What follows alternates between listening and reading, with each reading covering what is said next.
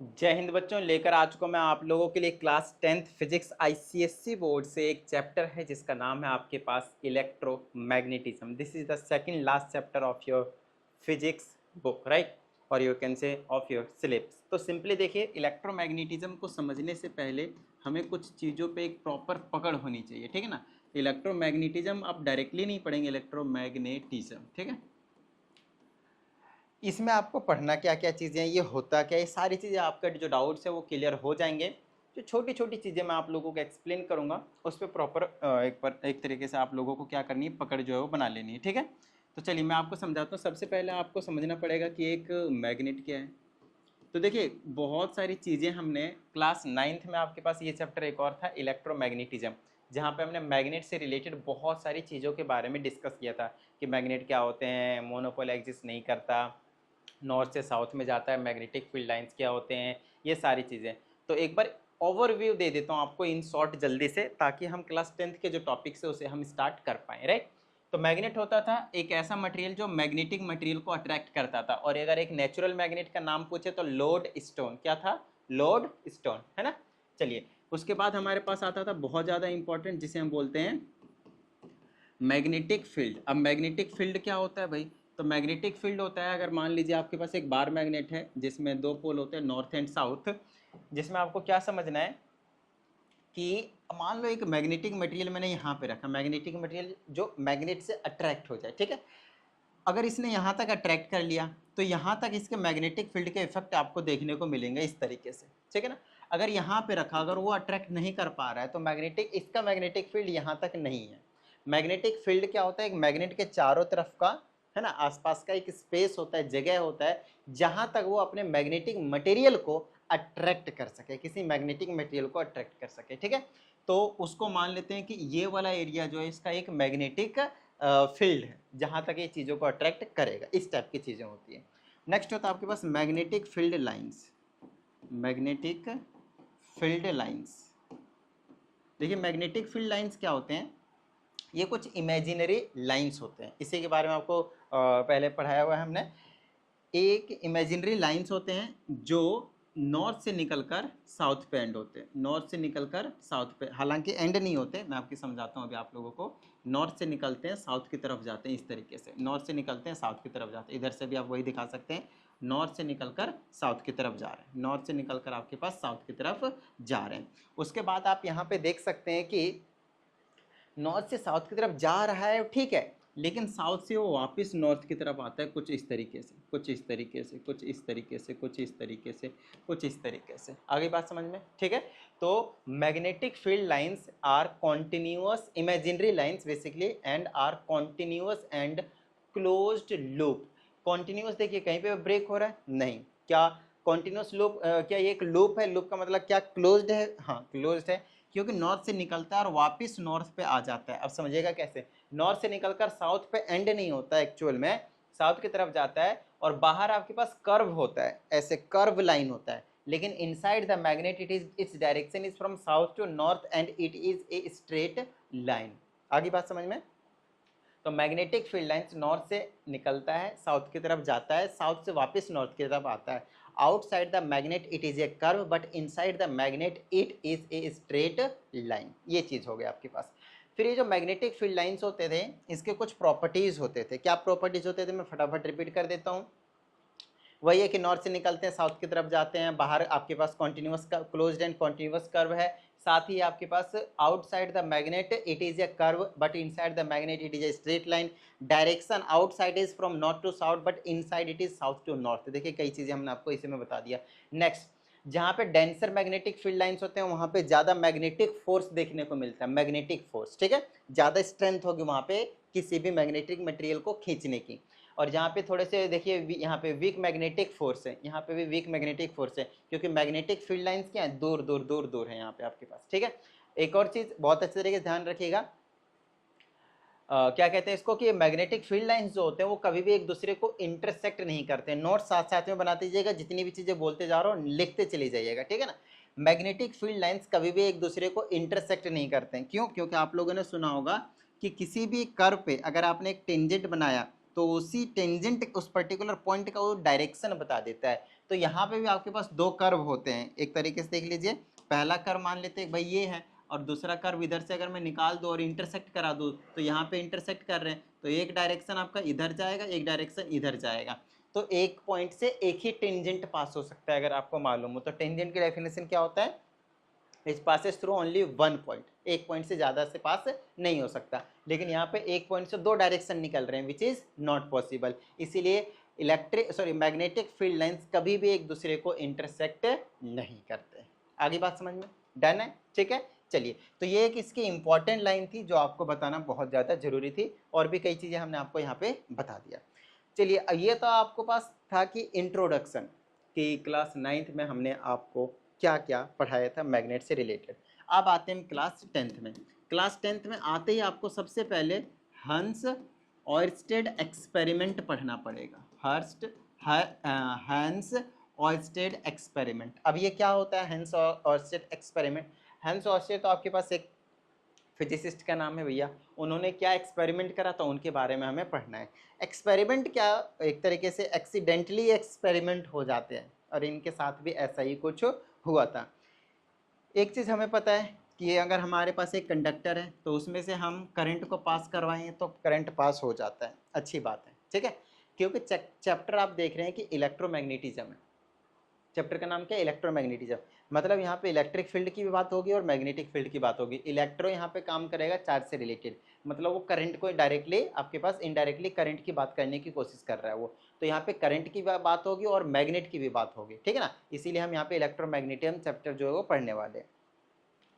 Current इसमें से पास होगा, अच्छी बात है। क्या होता है जब भी आप एक कंडक्टर में से इलेक्ट्रिक करंट को पास करवाते हैं ना, तो वो एक्ट करने लग जाता है एक टेम्परेरी मैग्नेट की तरह, और वही सारी चीज़ें अब हमें यहाँ पे डिस्कस करना है। तो इसमें हेंस ऑयरस्टेड एक्सपेरिमेंट ने क्या किया था, वो बस करंट पास करवा रहे थे एक सर्किट में से करंट पास करवा रहे थे। सर्किट में कुछ इस तरीके से बना देता हूँ, टिडिंग टिडिंग टिडिंग टिडिंग, और आगे यहाँ पे बना देता हूँ। आगे आप बाकी सारी चीज़ें आप लगा सकते हैं, स्विच वगैरह, उसमें कोई टेंशन वाली बात नहीं है। ये पॉजिटिव है, ये नेगेटिव है। जब वो एक्सपेरिमेंट कर रहे थे तब उन्होंने देखा कि भैया इधर करंट से आई करंट जाएगा, इधर इस तरीके से आई करंट जाएगा। तो इस सर्किट के आसपास ना उनके पास नो डाउट भैया फिजिसिस्ट हैं तो कंपास होना तो कंपलसरी है, तो आसपास कंपास भी पड़ा हुआ था। तो इसी सर्किट के आसपास पड़ा हुआ था, और सडनली उनको दिखा कि भाई यहाँ पे जो कंपास है, जो नॉर्थ है, साउथ है, ईस्ट और वेस्ट जो लिखा हुआ रहता है, उस कंपास में उनको कुछ डिफ्लेक्शन देखने को मिला, कुछ इस तरह से देख लीजिए, कुछ इस तरह से उनको जो है डिफ्लेक्शन देखने को मिला इस वायर में से। देख लीजिए पूरे फिगर को अच्छे से। करंट जब इस सर्किट में स्विच ऑन कर दिया, जब फ्लो करने लग गया, उस टाइम पे यहाँ पे ये जो कंपास था उसमें कुछ डिफ्लेक्शन देखने को मिला, तुरंत दिख गया उसको डिफ्लेक्शन, क्योंकि सडनली आपकी आंखों के आसपास कुछ होता है तुरंत दिख जाता है, ये भी दिख गया। भैया वो चौंक गए, ये क्या हो रहा है भाई। तो वहीं से इन्होंने इसी चीज को और भी 2-4 बार, और भी 2-4 बार, और भी 2-4, हर बार, और जब बहुत बार ऐसा करने के बाद अलग अलग कंडक्टर के साथ, अलग अलग सर्किट के साथ जब ऐसा किया, तो हर बार ऐसा ही कुछ रिजल्ट देखने को मिल रहा था, विच वॉज शॉकिंग। तो अब यहाँ पे इन्होंने कंक्लूजन किया कि भाई यार, हम तो यहाँ पे इलेक्ट्रिक करंट पास कर रहे हैं, और इसको इफेक्ट पड़ना चाहिए था मैग्नेटिक फील्ड से। कंपास कब आपके पास डिफ्लेक्शन शो करता है, जब एक स्ट्रॉन्ग मैग्नेटिक फील्ड उसके आसपास आता है, या फिर जनरली अगर ये डिपेंड करता है उस डिवाइस पे। तो आसपास, इसका मतलब ये था कि कुछ ना कुछ मैग्नेटिक फील्ड का तो चक्कर है, मतलब कहीं ना कहीं कोई ना कोई मैग्नेट तो रखा है। तो आसपास चेक किया यार, मैग्नेट भी नहीं रखा, आसपास सिर्फ कंपास है, मैग्नेट तो बहुत दूर था, और पहले तो ऐसा कुछ हुआ नहीं, जब मैं यहाँ पे करंट पास करा रहा हूँ तभी यहाँ पे ऐसा कुछ हो रहा है। फिर उनको समझ में आया भाई कुछ तो यहाँ पे लोचा है, तो चलो उस लोचे को समझते हैं। यहाँ पे क्या था सिस्टम, इस सिस्टम में आपको समझना था, या फिर अब इसी चीज़ को आपको समझना है कि उन्होंने क्या समझा इस एक्सपेरिमेंट से। मतलब सिंपली एक्सीडेंटली ये जो एक्सपेरिमेंट हो गया कि आपके पास जब करंट पास करवा रहे थे, तो आपके पास यहाँ पे ये एक टेम्परेरी मैग्नेट की तरह, जैसे करंट को बंद कर रहे थे, जैसे सर्किट को ऑफ कर दिया, तो भाई देख रहे थे कि इसमें नॉर्मल पोजीशन पे आ जा रहे हैं, बस डिफ्लेक्शन शो ही नहीं कर रहा है, बस एक कुछ सेकंड्स के लिए डिफ्लेक्शन था, वो जैसे सर्किट ऑन हुआ तभी डिफ्लेक्शन हुआ, फिर वापस वो अपने ओरिजिनल पोजीशन पे आ गया। उसके बाद उन्होंने क्या करा, करंट के डायरेक्शन को रिवर्स करा, बैटरी के टर्मिनल्स को चेंज कर दिया, पॉजिटिव को नेगेटिव और नेगेटिव को पॉजिटिव। फिर से उन्होंने ऑब्जर्व किया, अब की बार डिफ्लेक्शन इधर हुआ भाई, लो भाई एक बार उधर डिफ्लेक्शन हो रहा है, एक बार इधर डिफ्लेक्शन हो रहा है, एक बार उधर डिफ्लेक्शन हो रहा है, एक बार इधर डिफ्लेक्शन हो रहा है। तो हेंस ऑर्स्टेड एक्सपेरिमेंट में हमें बस यही समझना है कि जब भी हम एक कंडक्टर में से करंट को पास करवाते हैं तो वो एक्ट करने लग जाता है एक टेम्परेरी मैग्नेट की तरह। बस इसका मतलब ये है कि अब वो अगर मैग्नेट की तरह एक्ट करेगा तो उसके मैग्नेटिक फील्ड भी बनेंगे, और उस मैग्नेटिक फील्ड की वजह से कंपास में डिफ्लेक्शन देखने को मिल रहा था। और फिर इन्होंने यहाँ पे एक रूल दिया जिस रूल का नाम था स्नो रूल। अब समझा देते हैं स्नो रूल क्या होता है, देख लीजिएगा, बहुत अच्छे तरीके से समझिएगा। स्नो रूल, ठीक है। स्नो रूल का कहना है कि भाई देखिए, आपको एक चीज बता देता हूँ, हमेशा ये नॉर्थ है तो ये साउथ है, राइट साइड आपका हमेशा ईस्ट होता है और इधर लेफ्ट साइड आपका वेस्ट होता है। आप कहीं भी खड़े हो जाइए, ऊपर नॉर्थ नीचे साउथ, आपका राइट जो है वो ईस्ट और आपका लेफ्ट जो है वो वेस्ट। तो इन्होंने ऑब्जर्व किया कि जब करंट जो है वो साउथ से नॉर्थ की तरफ जा रहा था, साउथ से नॉर्थ की तरफ जा रहा था, तो जो डिफ्लेक्शन हो रहा था ओवर दी वेस्ट हो रहा था, इधर वेस्ट की तरफ हो रहा था, इस साइड हो रहा था। और जब आपके पास नॉर्थ टू साउथ आ रहा था, करंट जब ऊपर से नीचे आ रहा था तो डिफ्लेक्शन लेफ्ट में था। तो ये स्नो रूल का मतलब ही यही है कि when current flows south to north then the deflection is over the west. बस ये चीज आपको यहाँ पे समझना है, ठीक है। और उल्टा हो जाता है फिर वो ईस्ट की तरफ चला जाता है अगर करंट का डायरेक्शन इन्होंने रिवर्स कर दिया था तो यहाँ से इजाद हो गया कि भाई पता चल गया हमें कि, और एक सिंपल सी यहाँ पे एक लाइन निकल कर आती है जिसको हम बोलते हैं magnetic effect due to electric current, यही तो हम समझना चाहते हैं। समझिए, जब हमने इलेक्ट्रिक करंट दिया तो उसकी वजह से हमें मैग्नेटिक इफेक्ट भी देखने को मिलने लग गया। इसको कहते थे हम हंस ऑयस्टेड एक्सपेरिमेंट, ठीक है। अब हमें इसी से रिलेटेड सारी चीज़ों की बात करनी। जैसे आपके पास एक कंडक्टर है, तो कंडक्टर में हम करंट को पास करवाएंगे। जब करंट को पास करवाएंगे तो उस केस में आपके पास उसका डायरेक्शन क्या होगा मैग्नेटिक फील्ड का। यही सारी चीज़ें अब हमें यहाँ पे पढ़ना है, यही सारी चीज़ें अब हमें यहाँ पे पढ़ना है, ठीक है। डन। चलिए नेक्स्ट, अब हम बात करेंगे यहाँ पे how to find direction of magnetic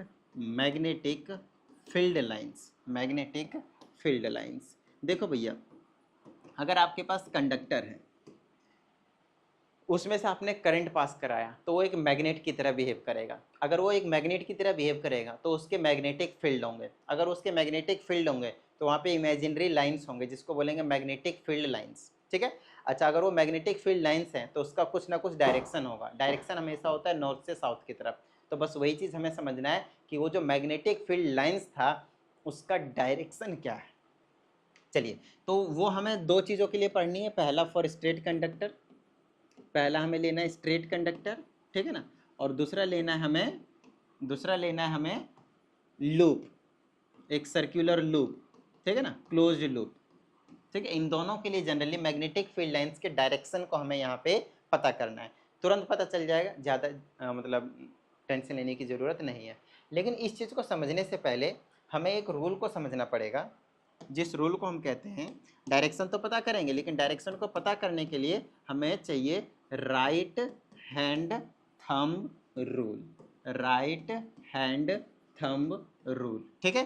तो राइट हैंड थंब रूल अगर आपने पढ़ लिया तो आप मैग्नेटिक फील्ड के डायरेक्शन को आसानी से बता देंगे, उसमें आपको किसी भी तरह की कोई भी दिक्कत जो है वो नहीं होगी, ठीक है। चलिए, अब राइट हैंड थंब रूल होता क्या है, सबसे पहले हमें वही चीज़ समझना पड़ेगा। तो एक ले लेते हैं कंडक्टर, मान लीजिए बड़ा लंबा सा कंडक्टर है हमारे पास, मान लीजिए ये है आपके पास, देखिए, ठीक है ना। तो इसमें आपको क्या समझना है, ये पेन ही हमारे लिए सही है यार, ये कुछ ज़्यादा ही बड़ा है। चलो इसकी बात करेंगे। मान लेते हैं ये आपके पास एक कंडक्टर है, ठीक है। तो राइट हैंड थंब रूल मैं समझा रहा हूँ, स्टेटमेंट लिख लीजिएगा, कोई टेंशन वाली बात नहीं, ठीक है, हम बता देंगे।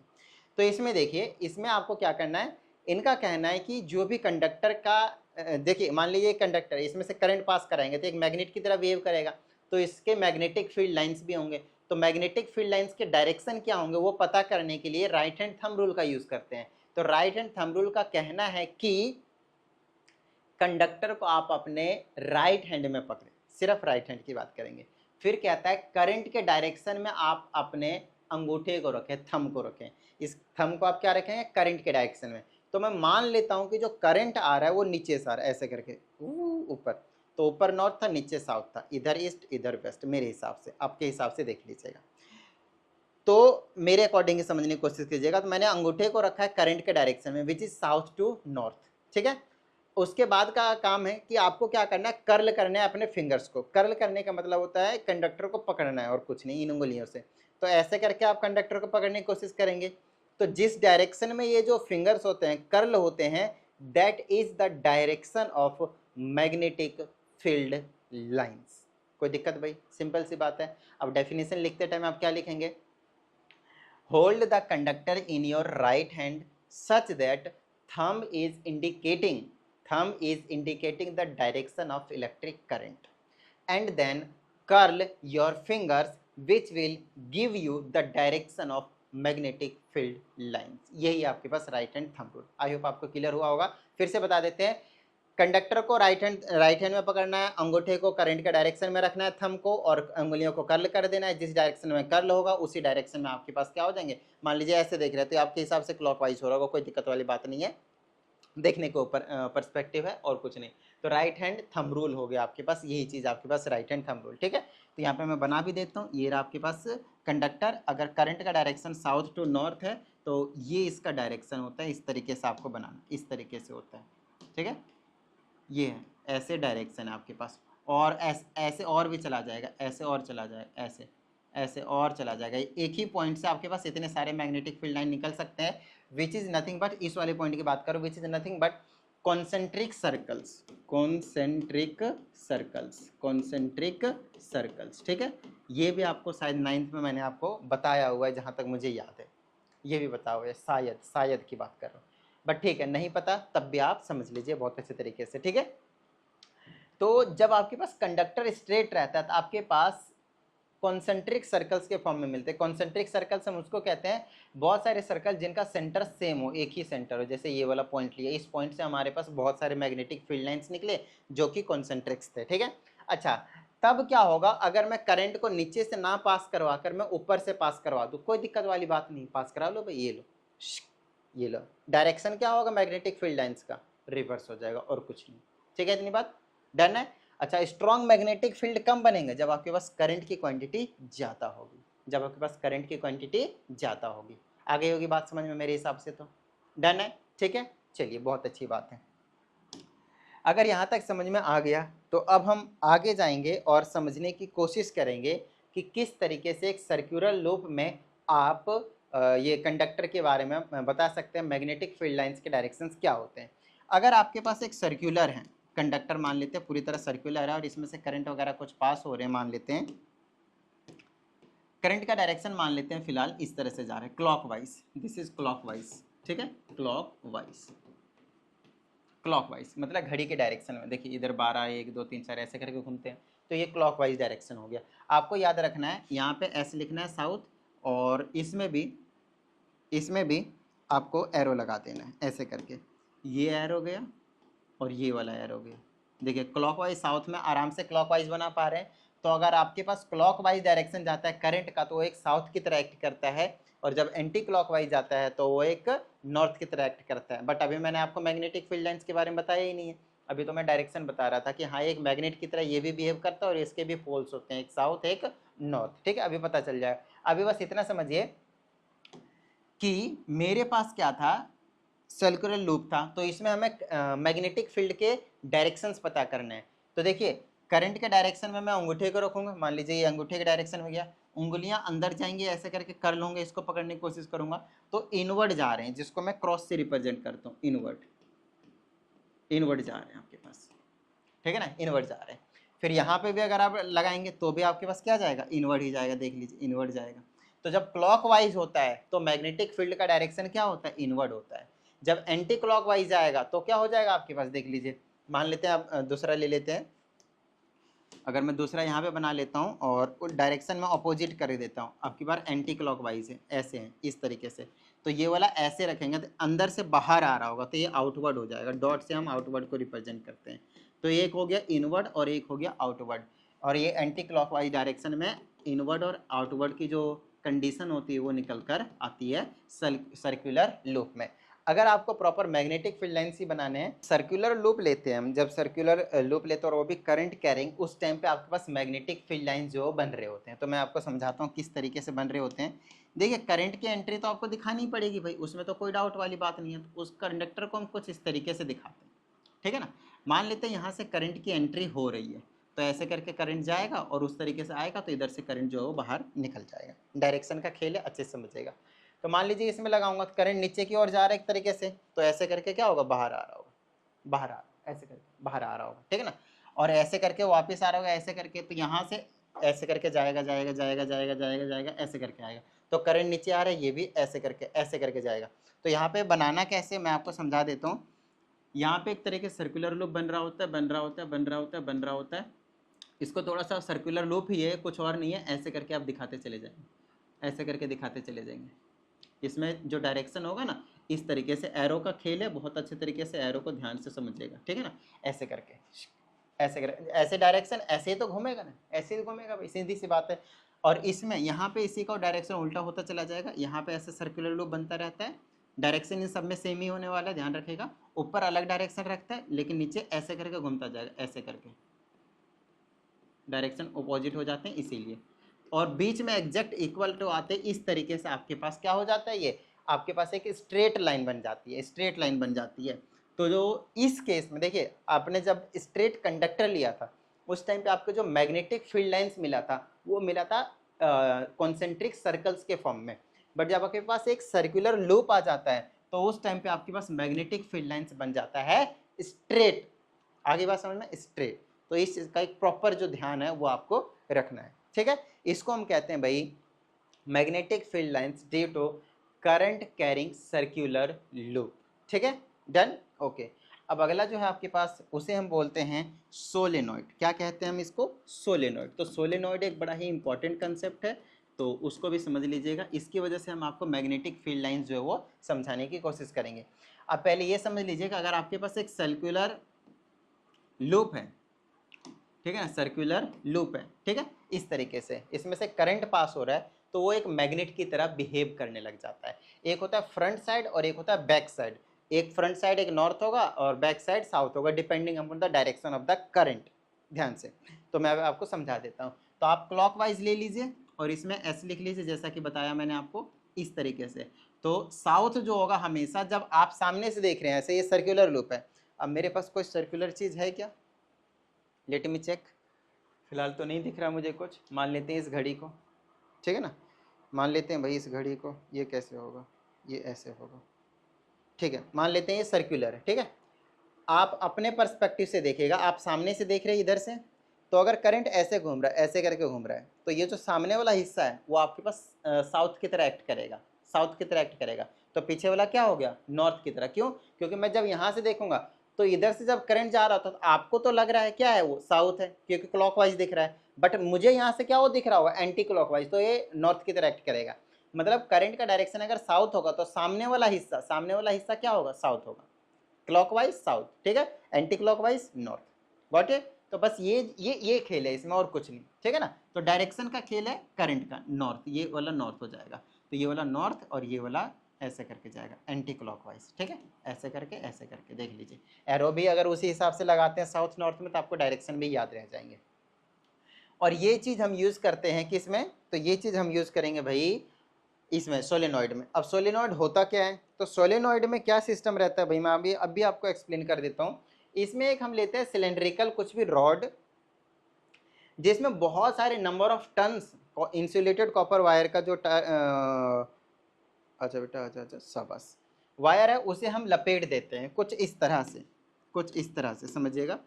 मान लीजिए आपने एक सिलेंड्रिकल कुछ भी ले लिया, उसमें आपने तारे लपेट दिए ऐसे करके, 1 2 3 4 5 6 7 8 9 10 11, इस तरीके से आपने बहुत सारी जो टन्स हैं वो लपेट दिया है, ठीक है। और इसको आपने कनेक्ट कर दिया है एक बैटरी से, मान लेते हैं बैटरी से, ठीक है, पॉजिटिव नेगेटिव। आपने की वगैरह रियोस्टेट वगैरह सारी चीज़ें लगा दी हैं इसमें रेजिस्टेंस को मेंटेन करने के लिए, ठीक है। बट अभी मैं इतना ही दिखा सकता हूँ, कोई टेंशन वाली बात नहीं है, ओके।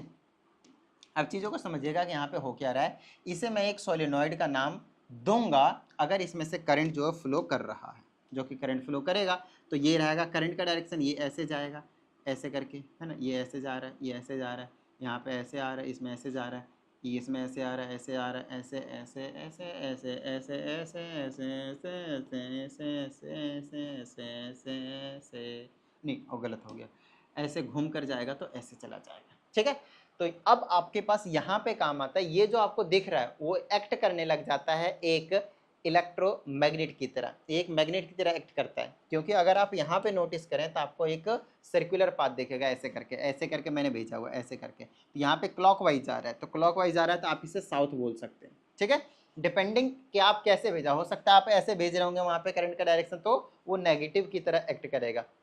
ये साउथ बना तो आपको यहाँ से देखना है ऐसे करके, और इसमें तो उल्टा करंट आ रहा है, देख लीजिए उल्टा करंट आ रहा है कि सीधा करंट आ रहा है। अगर यहाँ से मैंने ऐसे भेजा है साउथ की तरफ से, मतलब क्लॉकवाइज, तो 100% यहाँ पे ऐसे करके घूम के ही आ रहा होगा एंटी क्लॉकवाइज में, तो ये आपके पास नॉर्थ की तरह एक्ट करने लग जाएगा, और साउथ और नॉर्थ मिलकर बना लेंगे आपके पास पूरा एक मैग्नेट। तो एक सोलेनॉइड की वजह से भी आपको मैग्नेटिक फील्ड लाइंस देखने को मिलता है। तो आइए फटाफट बना देते हैं यहाँ पे magnetic field lines due to solenoid. तो नॉर्थ से निकलेंगे साउथ पे चला जाएगा, नॉर्थ से निकलेंगे साउथ की तरफ चला जाएगा, नॉर्थ से निकलेंगे साउथ की तरफ चला जाएगा, नॉर्थ से निकलेंगे साउथ की तरफ चला जाएगा। इस तरह से आप और भी बनाकर दिखा सकते हैं। इसको बोलते हैं सोलेनॉइड के वजह से मैग्नेटिक फील्ड लाइंस। यहाँ पे एक बड़ा ही इंपॉर्टेंट चीज़ है कि आप जितना ज़्यादा करंट चेंज करेंगे, जितना ज़्यादा आपके पास करंट चेंज होगा, उतना ही ज़्यादा मैग्नेटिक फील्ड की स्ट्रेंथ बढ़ेगी। B is represented for magnetic field. ठीक है, मैग्नेटिक फील्ड की स्ट्रेंथ बढ़ती चली जाएगी, फोर्स उसका जो होता है ना वो आपके पास बढ़ता चला जाता है। नेक्स्ट, अगर आपने करंट को ही कट कर दिया, ये एक टेम्परेरी मैग्नेट होता है। क्या होता है आपके पास, ये एक टेम्परेरी मैग्नेट होता है। ठीक है ना, टेम्परेरी मैग्नेट होता है। मैं बोल बहुत सारी चीज़ें दे रहा हूँ, बस लिख नहीं रहा हूँ, एक अलग की बात है। जैसे सोलेनॉइड क्या हो गया, हमने आपको बता दिया, हेलिक्स के फॉर्म में अरेंज करते हैं यहाँ पे वायर को, इंसुलेटेड कॉपर वायर होता है। एक काम और कर सकते हैं, इसके बिल्कुल बीचों बीच में आप यहाँ पे एक सॉफ्ट आयरन कोर रख सकते हैं, सॉफ्ट आयरन कोर बना सकते हैं। ठीक है ना, वो जो कोर है वहाँ पे आप सॉफ्ट आयरन रख सकते हैं।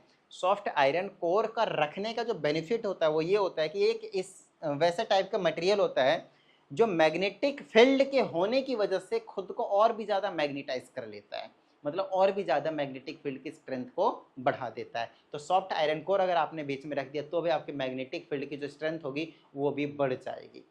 ठीक है, इतनी बात। आपने करंट बढ़ा दिया तो भी आपके पास मैग्नेटिक फील्ड की जो स्ट्रेंथ होगी वो बढ़ जाएंगे। नेक्स्ट, तो तीन तरीके हो गए, एक तो आप करंट को बढ़ा दें, दूसरा आप सॉफ्ट आयरन कोर रख दें, सॉफ्ट आयरन रखते हैं कोर में, और तीसरी चीज़ है आपके पास जो सबसे ज़्यादा कह सकते हैं आप इंपॉर्टेंट है, नंबर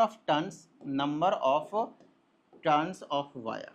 अगर आपने ये बढ़ा दिया तो आपके पास मैग्नेटिक फील्ड की स्ट्रेंथ ताबड़तोड़ बढ़ जाएगी। मान लेते हैं कि भाई आपने पहले 10 टन बनाए थे, अब आपने उसको 100 टन में कन्वर्ट कर दिया, तो 10 टाइम्स आपने वैसे मैग्नेटिक फील्ड को बढ़ा दिया। चीज़ों को समझिए, है ना, मैग्नेटिक फोर्स को बढ़ा दिया।